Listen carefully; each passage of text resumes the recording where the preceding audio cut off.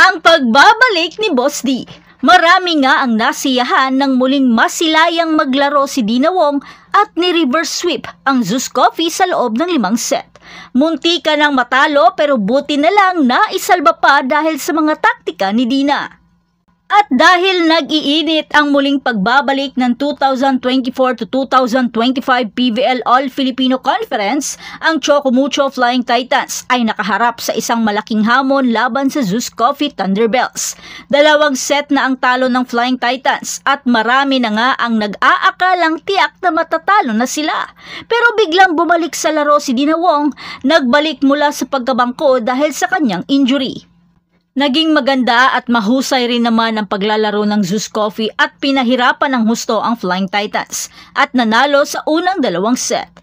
Habang si Cici Rondina ay ayaw paawat at nangunguna sa Flying Titans sa paggawa ng puntos. Pero sa first at second set parang nawawala ang Choco Mucho sa kanilang sistema.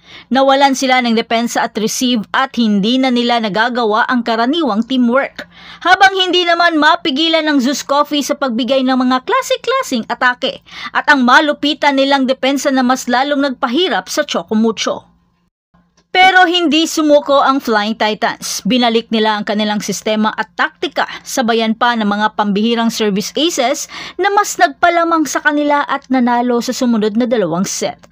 Malaki ang naging tulong sa Cici at Wong connection, kaya sa puntong ito, mas lalo pang hinigpitan ng Choco Mucho ang kanilang depensa. Kaya nagawang ma-extend ng Choco Mucho ang bakbakan sa 5th set.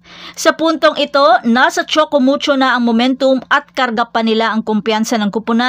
At nagbago rin ang energy ng crowd at malaki ang tulong ng hiyawan ng mga tao sa sobrang excitement. Ang pagbabalik ni Dina Wong ay nagbigay ng inspirasyon sa kanyang mga kasamahan na sina Dindin Santiago Manabat, Isa Molde at ang baguhang si Lorin Picaña ay nagpakita ng pambihirang laro. At saka, ang nakakabilib na ika-5 set, ang Choco Mucho ay nagkaroon ng hindi kapani-paniwalang 9-1 run. Ang huling set ay sobrang exciting pero ang Choco Mucho na naglalaro ng may determinasyon ay nagwagi ng 15-9 na score. Isang nakakagulat na reverse sweep, isang tagumpay laban sa lahat ng posibilidad. Ang pamumuno ni Dina Wong at ang kanyang magagaling na sets ang susi sa panalo.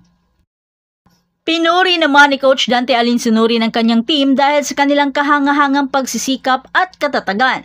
Sinabi niya na ang hindi consistent na teamwork nila ay naging isang hamon. Pero ang kanilang kakayahang malampasan ng mga pagsubok ang nagbigay sa kanila ng tagumpay. Si Dina Wong na halatang masaya ay nagpahayag ng kanyang tuwa sa pagbabalik niya sa laro at sa pagtulong niya sa panalo ng team. Ang panalong ito ay patunay na lahat ay posible kung may teamwork, determinasyon at kaunting taktika. Ang reverse sweep na tagumpay ng Choco Mucho ay isang patunay ng kanilang fighting spirit.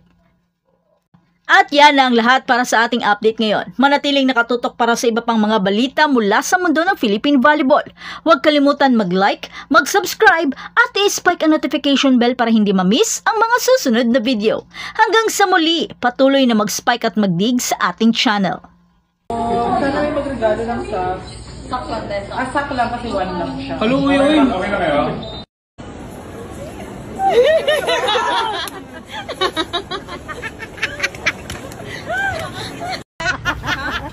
Doon ko na inom.